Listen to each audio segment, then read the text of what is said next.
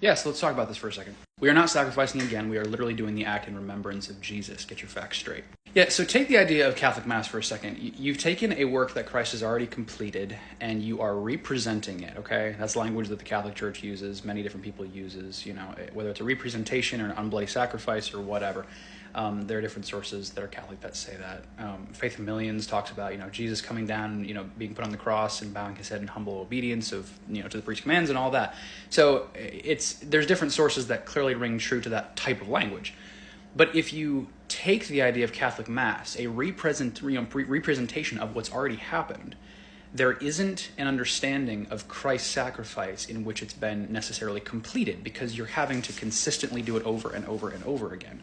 And I think that's mostly where many people who don't hold to these particular beliefs get this idea of a re-sacrifice, because you're taking what Christ did and you're saying, okay, I'm remembering it, and not only am I remembering it, but I'm claiming that I'm physically eating his body and blood, and I'm worshiping those particular elements that are physically in my hand.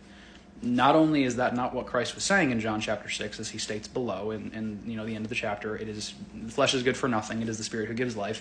He attributes coming to him as being, having a lack of hunger, and having faith in him is like, having a lack of thirst. You're never going to go thirsty. You're never going to go hungry. He attributes these things, faith and belief and coming to Christ and the relationship that you have with God, as things that people need, like being thirsty and being hungry. People need to drink, people need to eat. And that's what these people who were with Jesus were trying to get out of him, was food and drink. And it's sad, because I've never seen a single Catholic refer to other verses besides the ones that start with truly, truly, I say to you, I am the true blood, I am the true drink, I'm the true bread. Those who eat of me will never go hungry, And it's just, it's contextless, being displayed for all to see, and an entire dogma being based on that particular contextless verse, and it's ridiculous. Now, a lot of people in the comments section are going to be like, well, they believed this for thousands of years.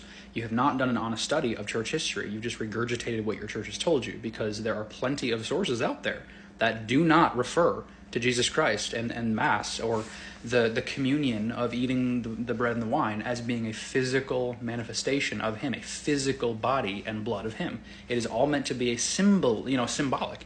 We see this from the Passover table. All of it was meant to be symbolic. Jesus takes the bread, Jesus takes the wine. Do this in remembrance of me. It was not to physically eat his flesh and blood. You don't gain anything from eating the flesh and blood. I've seen people mostly say lately that, it's, that's the highest point of worship, is if you can eat Jesus' body and blood. That's ridiculous. Absolutely ridiculous. And no one believed this. Nobody did. Nobody in the presence of Jesus believed this. It's ridiculous.